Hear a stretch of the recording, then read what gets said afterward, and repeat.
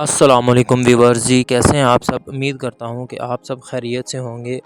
आज है हमारे पास होंडा सिविक 2018 मॉडल, जिसकी हम करेंगे कंप्लीट डिटेलिंग। तो चलिए करते हैं अपना काम स्टार्ट।